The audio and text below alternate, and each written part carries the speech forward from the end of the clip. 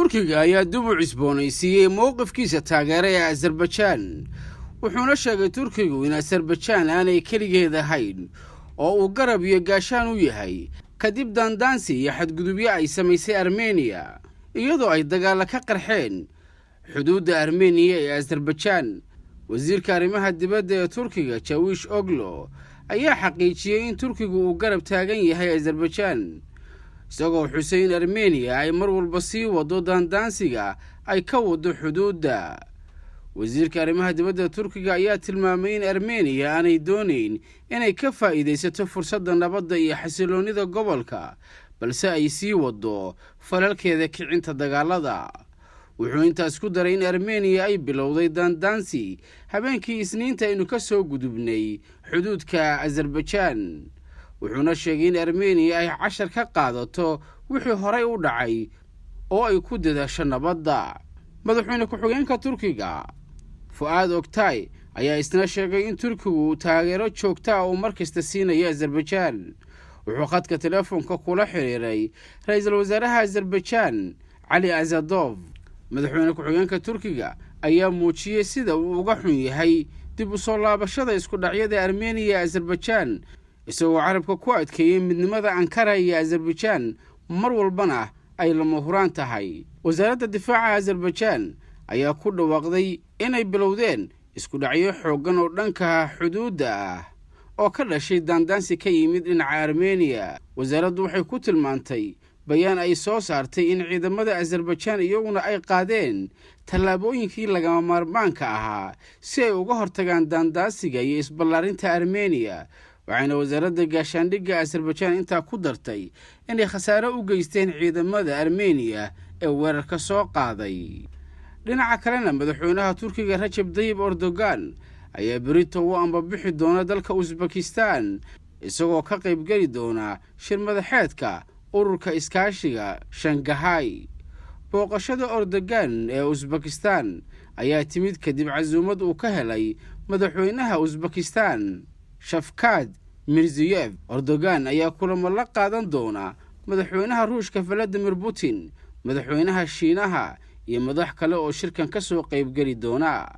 Samarkanda oo ah caasimadda taariikhiga ee dalka Uzbekistan ayaa martigelin doonta shirweynaha ururka iskaashiga Shanghai oo berito magaaladaas ka furmi doona. dhinaca kalena wakaaladda wararka ee Ruushka ayaa sheegtay in Washington ay fiisa siisay wasiirka arrimaha dibadda Ruushka Sergey Lavrov iyo diblomaasiyiin kale oo heer sare ah sida uu sheegay afhayeenka wasaaradda arrimaha dibadda ee Ruushka. go'aankan ayaa u oggolaanaya wakiilada Moscow inay tagaan New York si ay uga qayb galaan shirka golaha loo dhan yahay ee qaramada midoobay iyadoo ay saaran tahay cunaqabataynta Maraykanku. Ruushka ayaa marar badan ku dhaleeceeyay Maraykanka diidmadiisa fiisaha diblomaasiyiinta Ruushka si ay uga qayb galaan kalfadhiga 77 ee golaha guud ee qaramada midoobay. Maraykanka ayaa cunaqabatayn u gaaro ku soo rogay mas'uuliyiin sare oo Ruusha oo ay ku jiraan madaxweynaha Ruushka Vladimir Putin iyo wasiirka arrimaha dibadda ee Russia Sergey Lavrov kadib markii uu bilowday weerarkii military ee Moscow ay ku qaaday Ukraine bishii February. haddii arrintani ay dhacdo wafdigan wuxuu noqonayaa wafdigii ugu heer sarreeyay ee Ruusha oo tegaya Maraykanka kadib dagaalka Ukraine. Israa'iil ayaa maanta sheegtay inay kulamo gaar ah ka yeesheen arrimo la xiriira ammaankeeda. wasaaradda gaashaandhigga Israa'iil ayaa sheegtay inay weli ku jiraan qiimaynta hanjabaadii ay Iiraan u soo dirtay Israa'iil. wasaaradda gaashaandhigga ayaa sheegtay in hay'adda sirdoonka Israa'iil ee Mossad arrintan loo xilsaaray ayna usbuuca dambe soo saari doonaan warbixin ka hadlaysa inta ay gaarsiisan tahay khatarta Iiraan ee ammaanka Israa'iil. Iiraan ayaa shaacisay usbuucan inay samaysatay diyaarad aan duuliye lahayn oo si gaara loogu talagalay in lagu duqeeyo magaalooyinka ugu waaweyn ee xeebaha Israa'iil haddii ay dhacdo in dagaal uu ka dhex qarxo Israa'iil iyo Iiraan.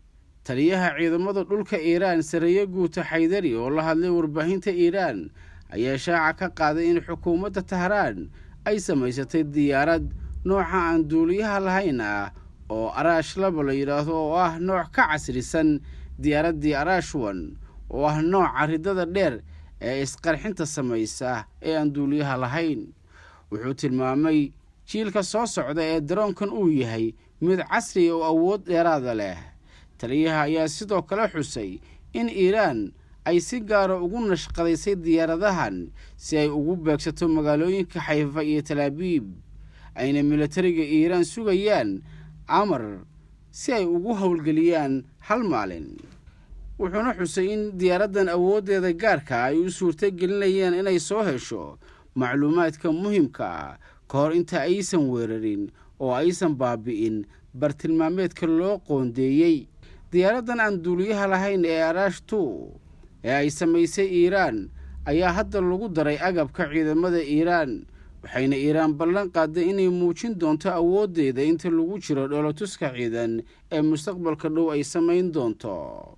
dhinaca kalena madaxweynaha Ukraine Zelensky ayaa booqday degmada Izium 5 maalmood kadib markii ciidamada Ukraine ay dib ula wareegeen gacan ku haynta gobolka waqooyi bari ee Kharkiv.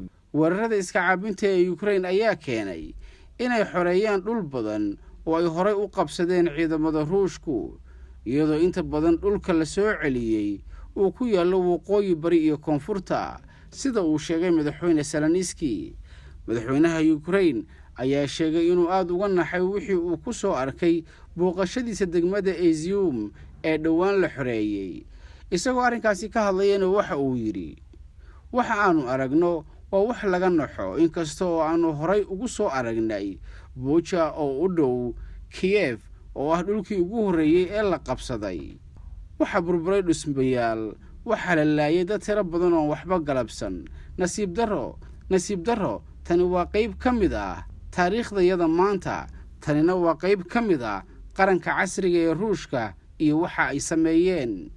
madaxweyne Zelensky ayaa u mahad celiyay dowladaha shisheeye ee baarayaasha iyo dacwad ogayaasha ay u soo direen Ukraine si ay u baaraan xadgudubyo ka dhana xuquuqul aadanaha oo ay geysteen ciidamada Ruushku. isagoo arrinkan mar kale ka hadlaya waxa uu yidhi, dhammaanteen waan fahansanahay in hanaankani uu waqti qaadanayo. waan hubaa in waxaas oo dhan ay jiri doonaan xanuuno, waxaa jiri doona maxkamad. arrintaasi hal ilbiqsi shaki igama gelayo in mar uu dhacayo. madaxweyne Zelensky waxa uu sidoo kale kalsooni ka muujiyey in dhammaan goobaha la qabtay ay ugu dambeynta ku laaban doonaan dadkii deegaanka ee horey looga barakiciyey.